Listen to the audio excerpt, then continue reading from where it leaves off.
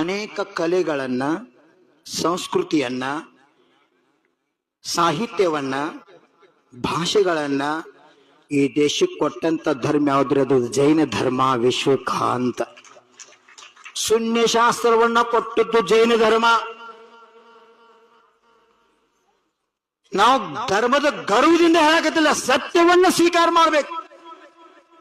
ಸತ್ಯ ಶಾಶ್ವತ, ಸತ್ಯ ಶಿವ ಸ್ವರೂಪ, ಸತ್ಯ ಸುಂದರ, ಸತ್ಯ ಅವಿನಾಶಿ. ಸತ್ಯವೇ ನಮ್ಮ ಬಂಧು ಬಳಗ, ಸತ್ಯವೇ ನಮ್ಮ ತಾಯಿ ತಂದೆ. ಸತ್ಯ ಮಾತಿಗೆ ತಪ್ಪಿ ನಡೆದರೆ ಮೆಚ್ಚನ ಪರಮಾತ್ಮನು. ಇದನ್ನು ಯಾವ ವಿದ್ಯಾಸಾಗರ್ ಹೇಳಿಲ್ಲ, ಯಾವ ಶಾಂತಿಸಾಗರ್ ಹೇಳಿಲ್ಲ, ಯಾವ ಬಸವಣ್ಣವ್ರು ಹೇಳಿಲ್ಲ, ಯಾವ ಆದಿನಾಥರು ಹೇಳಿಲ್ಲ.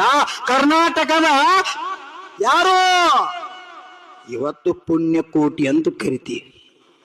ಒಂದು ಆಕಳ, ನಾವು ಪ್ರೈಮರಿ ಇದ್ದಾಗ ಗೋವಿನ ಹಾಡು ಅಂತಿತ್ತು. ಒಂದು ಹಾಡು, ಧರಣಿ ಮಂಡಲ ಮಧ್ಯದೊಳಗೆ.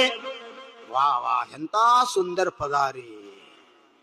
ಆಕಳಂತ ಆಕಳ ಧರ್ಮ ಪಾಲನೆ ಮಾಡಿದಕ್ಕ ಇವತ್ತು ನಿಮ್ ಬಾಯಾಗ ಜೀವಂತ ಆಗಿರುವುದ. ಧರ್ಮ ಸಂಪತ್ತಿ ಪ್ರಪಂಚದಲ್ಲಿ ಹಿಂಗದಲ್ಲ, ಎಂತಿಂತವ್ರನ್ನ ಸಹಿತ ಪರಿವರ್ತನೆ ಮಾಡ್ತದೆ.